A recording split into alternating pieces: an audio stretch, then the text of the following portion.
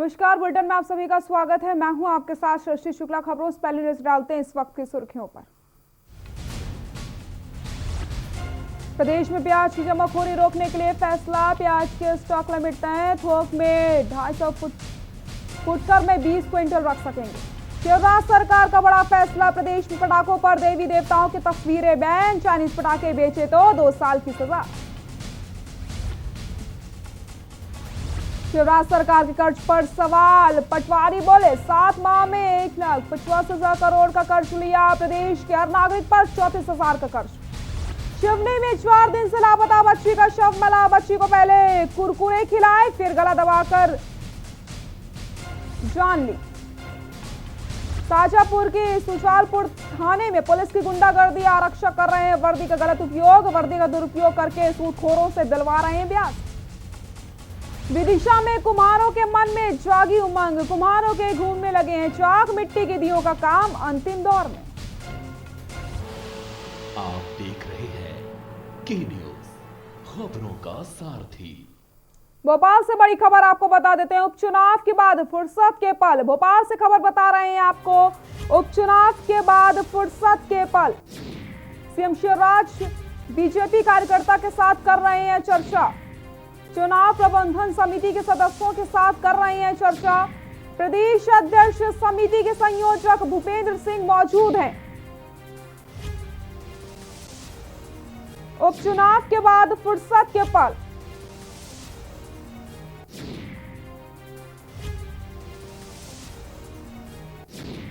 चुनाव के बाद फुर्सत के पल। मध्य प्रदेश के यशस्वी मुख्यमंत्री, हम सबके लाडले नेता आदरणीय शिवराज सिंह चौहान जी। सीधे से खबर आपको बता देते हैं। मध्य प्रदेश के पूर्व मुख्यमंत्री स्वर्गीय अर्जुन सिंह की जयंती। कई स्वर्णिम कार्य हेतु जाने जाते हैं अर्जुन सिंह।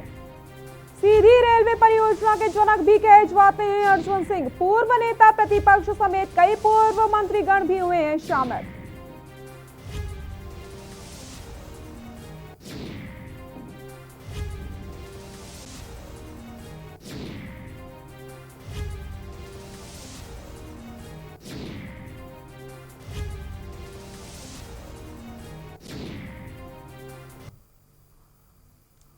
खोया बेचकर आत्मनिर्भर बना आदिवासी कुकरू गांव। महाराष्ट्र और मध्य प्रदेश के कई शहरों तक पहुंचा रहा है शुद्ध मावा।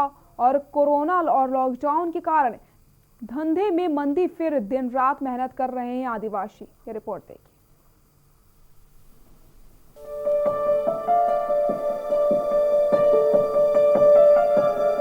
महाराष्ट्र और मध्य प्रदेश की सीमा पर ऊंचे पहाड़ों में बने आदिवासी कुकरू गांव ने आत्मनिर्भर भारत की अनोखी तस्वीर पेश की है।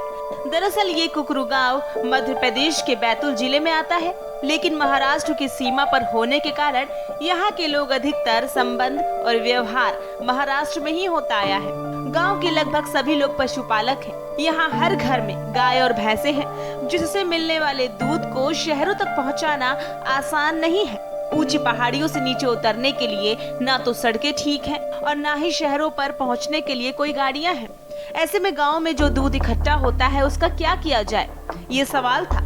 दूध का सही इस्तेमाल हो और उससे कुछ पैसे मिल सके, इसके लिए गांव के बुजुर्गों ने मावा बनाने का काम शुरू कर दिया। 1-2 नहीं, गांव के सभी लोग एक एक करके इस काम में जुट गए। कुकरू गांव ने थोड़े ही सालों में मावा बनाने की अपनी एक तकनीक विकसित कर ली।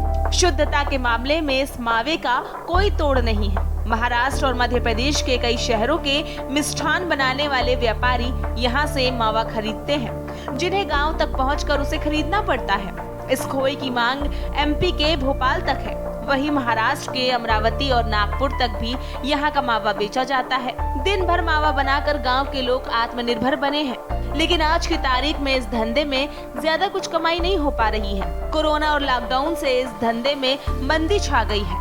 पशुओं के लिए चारे और पानी की कमी जैसी समस्याएं इन लोगों को अक्सर जूझना पड़ता है, जिस कारण पशु ज्यादा मात्रा में दूध नहीं दे पाते।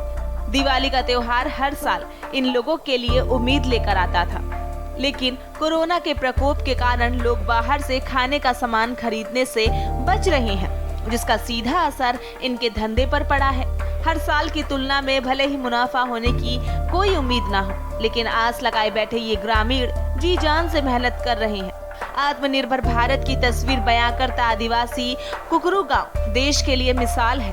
अब जरूरत है सरकार ऐसे आत्मनिर्भर गांव में सुविधाएं उपलब्ध कराए और इन्हें मुख्य धारा से जोड़कर इनके व्यवसाय को विकसित करने में मदद करे। स्पेशल रिपोर्ट के न्यूज इंडिया।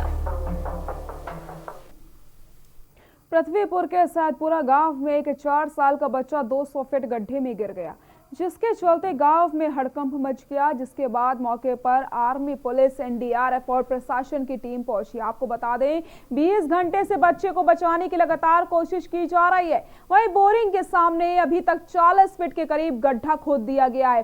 जानकारी के मुताबिक बच्चे की स्थिति जस की तस बनी हुई है।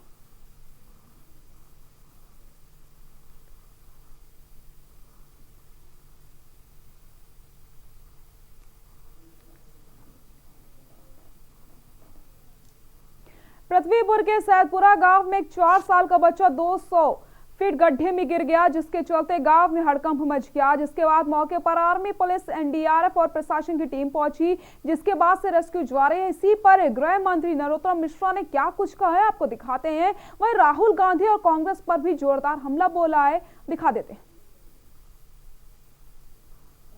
सारा देश बच्चे के लिए दुआएं कर रहा है। बच्चा जो है लगभग 49 फीट गहराई पर है। 42 फुट की अभी खुदाई प्रशासन ने 45 फुट की खुदाई कर ली है। प्रशासन पूरी रात वहाँ रहा है, खुदाई भी की है। माननीय मुख्यमंत्री जी स्वयं मॉनिटर कर रहे हैं। पूरे देश में दुआएं हो रही है, हम सब भी दुआएं कर रहे हैं। ऑक्सीजन के सिलेंडर पर्याप्त मात्रा में वहाँ पहुँचा हुए, थोड़े समय और लगने की उम्मीद है। बाकी की खुदाई हम विकास के लिए बात करते हैं भाई, विकास की बात करते हैं। वो लोग सोचें जो सलमान और जैकलीन के लिए खर्च करते थे, हमारा पैसा तो विकास पर खर्च हो। फ्रांस की घटना थी, ज्यादा गुस्सा था तो फ्रांस चले जाते। क्या फ्रांस में अल्पसंख्यक लोग नहीं है क्या? यहाँ तो 5 टाइम नमाज पढ़ी जा रही है, नमाज पढ़ने का समय है सबको। मध्य प्रदेश में तो कहीं कोई दिक्कत ही नहीं थी। जबरदस्ती सांप्रदायिकता क्यों फैलाने की कोशिश कर रही है कांग्रेस? और कमलनाथ जी ने क्या एक्शन लिया? मूल सवाल तो ये है, कमलनाथ जी खामोश क्यों रहे उस पर?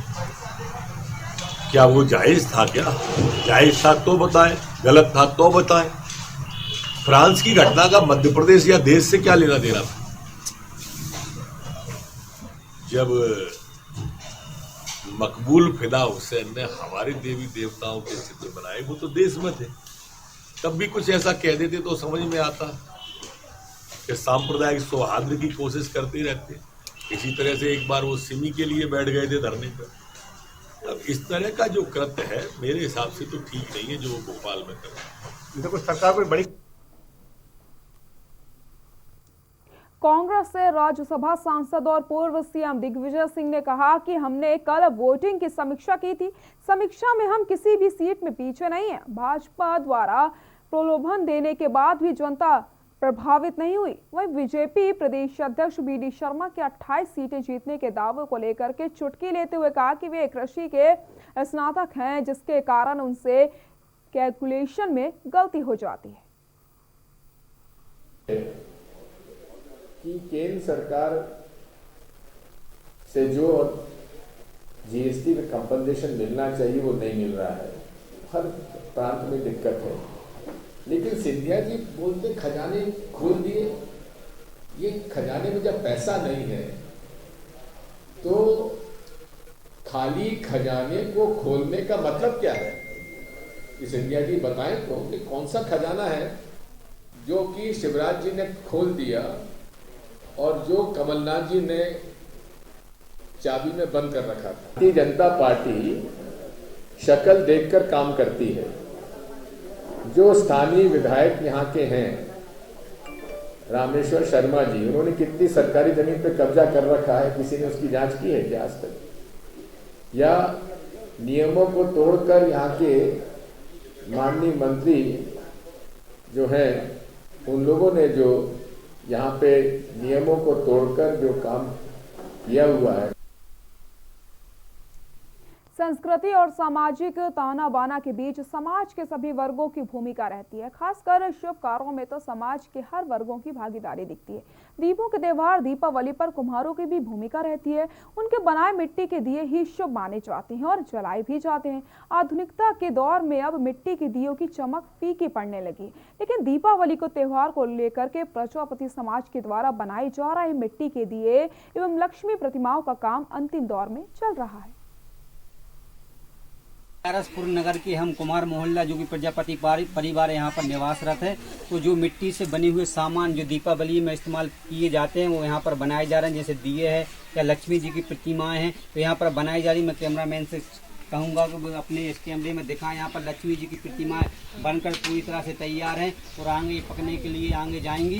तो जिस प्रकार यहाँ पर शुद्ध मिट्टी के जो प्रजापति परिवार यहाँ पर मिट्टी के जो सामग्री बनाई जा रही है, तो हम यही अपील करेंगे जनता से, जनार्दन से कि यहाँ मिट्टी का जो बना हुआ सामान वही दीपावली पे खरीदें। और हमारे साथ में जो दिए बना रहे जो कारीगर हमारे यहाँ प्रजापति परिवार के, उन्हीं से जान लेते हैं किस प्रकार का कब से ये कार्यक्रम इनका चल रहा है, कितनी पीढ़ियों से ये कार्यक्रम यहाँ पर जो दिए बनाने का, मिट्टी के बर्तन बनाने का कब से चल रहा है। क्या नाम है आपका? अपना नाम छोटे लाल प्रजापति है। ये कब से काम चल रहा है आपका, बताएं। अपने बहुत 2-3 पीढ़ी से ही चल रहा है। अपन ने होश संभाला तो अपन ने अभी यही करने लगे। ये मिट्टी कहाँ से लाते हैं आप? मिट्टी यहाँ वहाँ से ले आते हैं, वहाँ रेंज की जगह में से थोड़ी बहुत भर लेते हैं, वहाँ से ले आते हैं। इसमें बनाने में कितना खर्चा आता है, कोई समस्या बताएं। तो खर्चा तो बहुत आता है, मगर समस्या यही है कि अपन पेट पालन भी नहीं हो पा रहे हैं। यहाँ की चीजें आ जाती हैं, अपना माल ही नहीं बिक पा रहे हैं। जी, कोई शासन प्रशासन से कोई मदद सरकार से कभी आज तक अपने लिए कभी कोई मदद नहीं मिली जी। तो ये आप क्या जनता से क्या अपील करना चाहते हैं कि देसी सामान खरीदें? अपन ये चाहते हैं कि अपना ही सामान बिके, जी बाहर का सामान ना बिके। जी। तो जिस प्रकार से यहाँ पर ये जनता से अपील की है मीडिया के माध्यम से कि अपने देसी सामान ही खरीदें, विदेशी कोई भी सामान ना खरीदें। और इन्होंने ये कहा है कि अपना जो लोकल का सामान जो देसी मिट्टी से बना हुआ है वही खरीदें सभी लोग। तो मैं ग्यारसपुर से सीताराम कुशवाहा, के न्यूज इंडिया के लिए। शमशाबाद नगर परिषद द्वारा नगर में अतिक्रमण हटाने के लिए पुलिस, राजस्व और नगर परिषद टीम द्वारा नगर में हो रहे अतिक्रमण को हटाने के लिए मुहिम चलकर नगर परिषद के जमीन को अतिक्रमण से मुक्त कराने के लिए अतिक्रमण चलाया।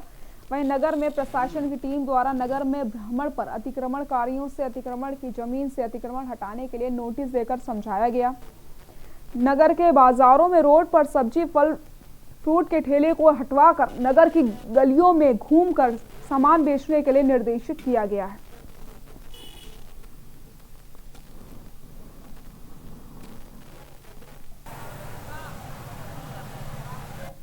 नगर में निरीक्षण के दौरान पाया कि हाथ ठेला वाले, मोटरसाइकिल वाले और तमाम लोग रोड पर अतिक्रमण करके और रास्ते को बाधित करते हैं। इससे आवागमन प्रभावित होता है और पैदल चलने वालों को और नगर के नागरिकों के लाने सामान से दुकान खरीदने में प्रॉब्लम होती है। उसके लाने हम और टीआई साहब दोनों निकले थे, तो उनको रास्ते से किया, ठेला वालों को बाहर किया। यहाँ रुकते हैं छोटे से ब्रेक के लिए, जल्द हाजिर होते हैं।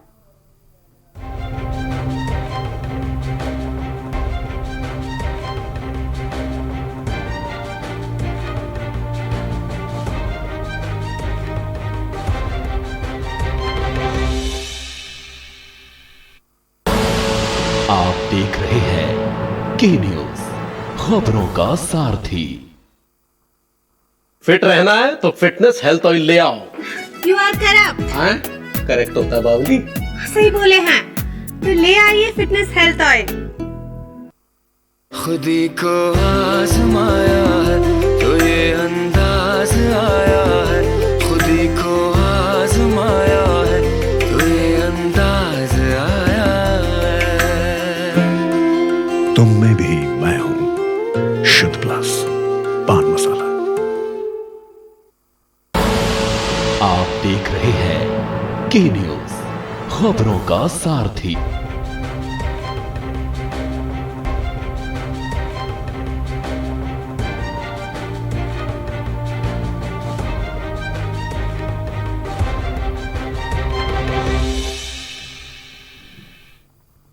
ब्रेक के बाद एक बार फिर से आप सभी का स्वागत है। विदिशा के लटेरी में ग्राम पंचायत रसोली साहू के ग्रामीणों ने पेयजल की समस्या को लेकर के लटेरी एसडीएम को एक आवेदन दिया था, जिसमें कहा गया है कि ग्राम रसोली साहू के कई ग्रामीण पिछले 2-3 माह से पानी की समस्या से जूझ रहे हैं और उन्हें काफी दूर से पीने का पानी लाना पड़ता है।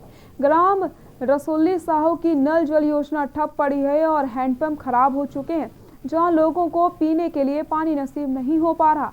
वहीं ग्राम पंचायत के सरपंच, सचिव, जनपद पंचायत के आला अधिकारी और पीएचई विभाग के अधिकारी सुस्त पड़े हैं और लोगों की समस्याओं को हल करने में रुचि नहीं दिखा रहे।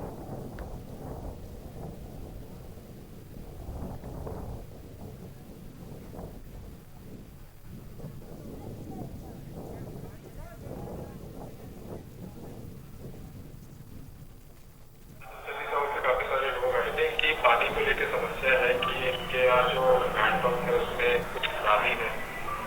कई इनके नल लगवाने की डिमांड है कि तो इनके कुछ कॉलोनी है वहाँ पे जाते नल लगे, नया कनेक्शन। नल जल योजना जो क्या चल रही थी इसमें भी कुछ अभी खामियां देखने को मिली। समस्या के लिए ग्राम रसोली साहू में पानी की बहुत भारी समस्या है। 2-3 किलोमीटर दूर से पानी लाना पड़ता है। नल जल योजना जो है 1 महीने से बंद पड़ी हुई है। बरसों से हैंडपंप बंद पड़े हुए हैं। कुआं जो है हमारे गाँव में है नहीं है जी।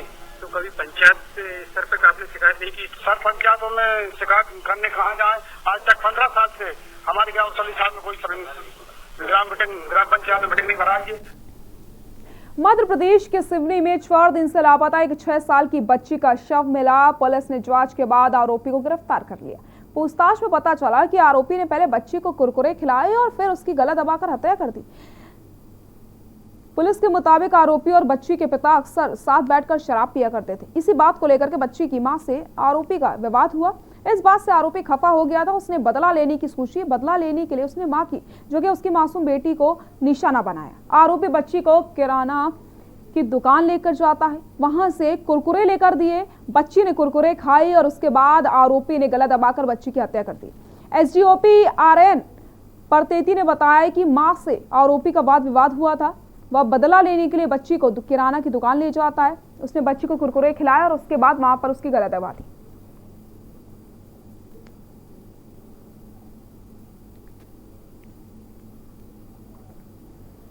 अंतर्गत घनसौर रोड पर ग्राम सहसना जो 6 वर्षीय बालिका दिनांक 1/11/2020 को करीब 7 बजे खेलते खेलते गांव से गायब हो गई थी। जो पीड़िता की मां की रिपोर्ट पर दिनांक 2/11/2020 को थाना लखनादौन में अपहरण का प्रकरण दर्ज किया गया था। रिपोर्ट पर गंभीरता लेते हुए थाना प्रभारी लखनादौन नवीन जैन एवं मैं तथा थाने के टीम पूरी घटनास्थल ग्राम सहसना पहुंची। चंदेरी नगर के वार्ड नंबर 9 माता अमर मोहल्ले में एक मकान में तार के स्पार्किंग के कारण आग लग जाती। आग लगते ही अफरा तफरी का माहौल बन गया। दमकल की टीम ने कड़ी मशक्कत के बाद आग पर काबू पाया। आग लगने के कारण बिजली की तार में स्पार्किंग होना बताया जा रहा है। कमरे के अंदर करीब 2 लाख की लागत से रखी चंदेरी साड़ियां, कपड़े समेत अन्य सामान जल गया है। पुलिस ने मौके का निरीक्षण करने के बाद पीड़ित मकान मालिक के बयान दर्ज किए हैं।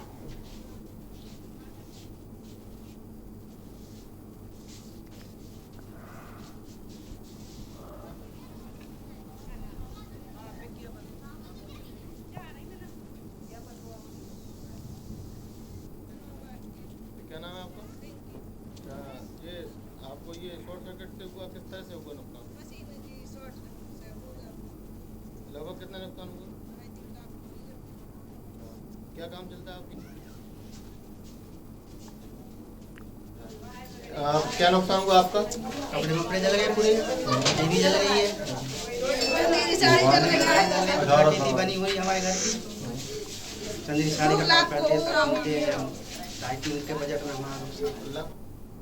सुजालपुर थाने में पुलिस की गुंडागर्दी चरम पर पहुंच गई है। इस थाने पर पैसा फेंको, तमाशा देखो, सूदखोरों का साथ निभा रहे हैं आरक्षक वपन तोमर, भूपेंद्र मनोरिया, घनश्याम बैरागी। वहीं पैसे दिलाने के लिए पीड़ित बेसहारा लोगों को पुलिस की तिगड़ी परेशान कर रही है। एक और शाजापुर एसपी पंकज श्रीवास्तव सूदखोरों के खिलाफ सख्त अभियान चला रहे हैं, लेकिन सुजवालपुर थाने पर एसपी पंकज श्रीवास्तव के आदेश का उल्लंघन हो रहा है। जहां एक तरफ कोरोना महामारी जैसी बीमारी से पूरा देश आर्थिक व्यवस्था बिगड़ चुकी है, लेकिन पुलिस थाना सुजालपुर की तिगड़ी सूदखोरों का साथ निभा करके बेसहारों को परेशान कर रही है। इस बात से ये तो अंदाजा लगाया जा सकता है कि सूदखोरों से इनको अच्छी खासी मोटी रकम मिल चुकी है और ये पैसे के लिए कुछ भी कर सकते हैं। पीड़ित राजा शाह द्वारा एसपी कार्यालय में शिकायत दर्ज करवाई गई। अब देखना यही होगा कि इस खबर के माध्यम से संबंधित अधिकारियों को अवगत कराने के बाद इन टिप्पणियों पर किस प्रकार की कार्रवाई देखने को मिलती है।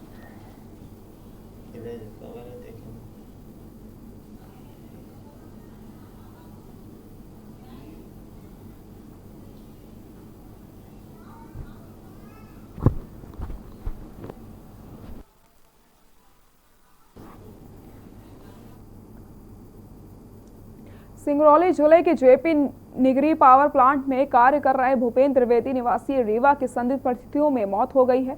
बताया जा रहा है कि युवक ने प्लांट के अंदर जहां कार्य कर रहा था उन्होंने फांसी लगाकर जान दी है। युवक की पत्नी जो जेपी परिसर में ही कमरा आवंटित था वहीं रह रही थी, उनको कुछ नहीं मालूम था। ऐसी घटना होने के बाद वह सदमे में है।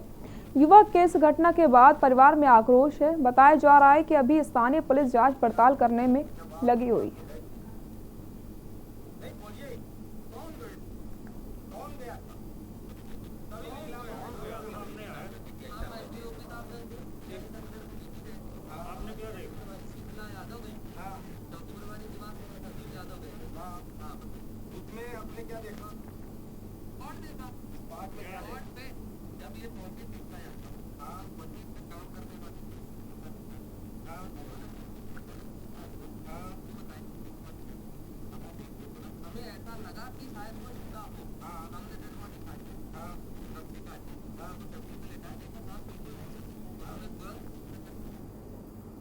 बुलेटिन में फिलहाल के लिए इतना ही। देखते रहिए के न्यूज़ इंडिया। नमस्कार।